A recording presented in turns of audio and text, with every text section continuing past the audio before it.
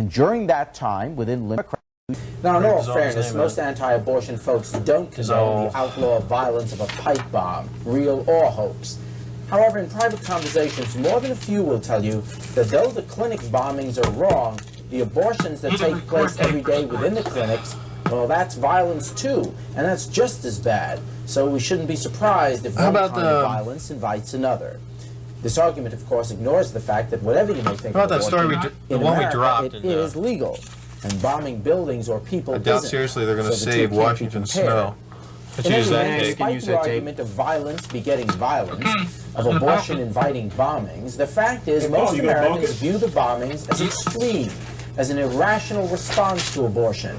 And the fact that they do may point out why the fight to have abortion declared illegal in our country has so far failed. Let me explain. As you know, we have tens of thousands of abortions each year. Well, imagine, if you will, if tens of thousands of, let's say, 5-year-olds were being executed each year. Certainly no one would be complaining if a pipe bomb were placed outside the building where those executions were taking place.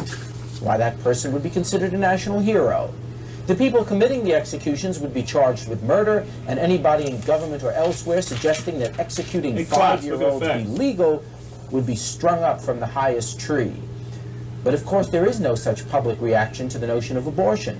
Because regardless of your personal view, you must admit most Americans don't believe a fetus is yet a person, or abortion is the same thing as killing a born baby. Dissolve, push in. And because most Americans don't believe that, that's why abortion remains legal. And those who would bomb clinics to make their points are viewed as nothing less than criminal extremists. You see, the abortion battle is over whether the fetus is human. And a bombing is a futile and sick way to demonstrate anyone's humanity. Pulling your kid out of the Little League, the whole thing's starting to give more than a few of us a bad taste. Indeed, the lawyers have taken over baseball, and yesterday the Reds got more TROs than RBIs. It's crying shame, and it needn't be like this. It's time for less law and a little common sense. And see how easy this whole thing could be. I mean, what's the issue here? It's whether Pete bet on baseball or the Reds. And that's a no-no, and Pete knows it is. And there's a good reason for that, because if gamblers get too involved in the game, there'd be too much incentive to fix the games, and the integrity of baseball would be lost. So the rule's good. No betting on baseball. Well, did Pete bet on baseball? The investigator has put together his report. Pete now wants a chance to show that the report's all wrong. And he wants the case heard before an impartial judge. He doesn't think Giamatti's fair. He thinks he's already made up his mind prior to hearing Pete refute the evidence. Judge Nadel, at least to this point, agrees. Meanwhile, Baseball Commissioner Bart Giamatti says he is fair, he is impartial. He has not yet made up his mind about Pete. This is what the lawyers are arguing about. Well, is Giamatti biased, or can he be fair? Well, how about a little common sense here? Why doesn't Giamatti simply say, look, I'm as honest and fair as the day is long. I have not already determined that Pete is guilty. But since the most important thing here is finding the truth, and preserving the integrity of baseball as well as Pete's rights, I'd like to avoid even the appearance of having been biased. I'd like to lift the cloud that will inevitably hover over this case no matter what decision I now reach. So, I'll step aside here, agree not to hear this case, and we'll have baseball appoint somebody else or an agreed-upon panel to hear the evidence, maybe a former federal judge or even a former president. If Bart Giamatti would just say that, he'd be a national hero overnight. He'd have put the game ahead of his pride. Pete would have no excuse for not going ahead with the hearing. Both sides would be heard. The issue would be out of court. The question of Pete's betting finally settled. And once again, we could play ball. It'd be less dollars for the lawyers, but more common sense for the game. We have to listen. I didn't say we have to agree, but we have to listen. We have to respond. We have to hear what he's saying, because he's the only national politician left who talks to those who have nothing to do with the system or the suits who run it. The president motorcades through L.A. Clinton says what he's going to do, and Perot at least suggests that he's working on an answer. But as sincere as these guys might be, to the folks on the streets and in the ghettos and on the unemployment line, living poor, real poor, to them it's all a bunch of words and promises never kept. It's just election time, so the rhetoric flows, but not the commitment, and certainly not the money. Cynicism rages in America's inner cities. I mean, just a rumor of a police shooting started a riot in Minneapolis. It turned out, of course, not to be true. A cop didn't shoot anybody. But even just the rumor was enough to ignite the short fuse of discontent that currently pervades urban America. Forget who's to blame. It's too late for that.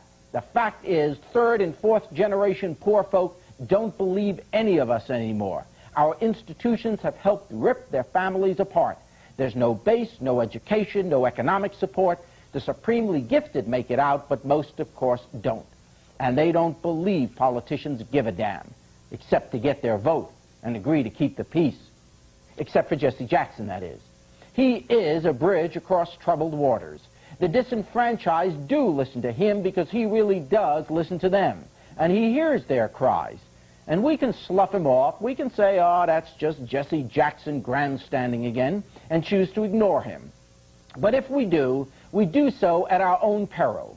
We ignore a gifted voice and a valuable conduit to a part of America we haven't let in. Simply put, if we don't find room for Jesse Jackson and the forgotten and alienated Americans he represents, if we chase these folks out of the system, what avenue is left for them to vent their anger? If the politicians won't listen, if the courts won't listen, if the media won't listen, if we keep chasing them away, we will eventually chase them onto the streets. And then suddenly we'll cry, oh, Jesse, could you help us? But then it'll be too late, even for him. Maybe we ought to listen to him now. Some of the things he says seem kind of funny, but not listening to him's a riot. Maybe after a year of shame and disappointments, of the Rose demise and Bengal mediocrity following a Super Bowl year and Stanley Wilson and would UC ever win again, maybe the Cincinnati sports world was due for a turnaround. And from famine to feast, could it really be Cincinnati, the city of champions? And this may well be the year. I was thinking about that while spending the weekend out in San Diego with the Reds, watching them sweep the Padres, burying the Dodgers in all the talk of choking in the process. While in the press box, word came over the ticker, Bengals trounced New England 41-7. They're 3-0. And suddenly it's not too silly to think of playoffs and pennants and a World Series and Super Bowl all in the same year. Eat your heart out, San Francisco. The torch has been passed to the middle of America. This is Cincinnati's year, the city of champions. And sure, the prospect's exciting, but why do so many of us care and get so worked up about it all? I mean, it's just a bunch of rich kids playing a game, and yet you can't help but notice the incredible impact professional sports is having on our town. And it's more than entertainment. It's that in modern America, professional sports is about the only vehicle left to demonstrate a positive sense of community. Oh, certainly if disaster strikes, a tornado hits, or a hurricane ravages a town, everybody pulls together and there's a real feeling of shared concern, a sense of community.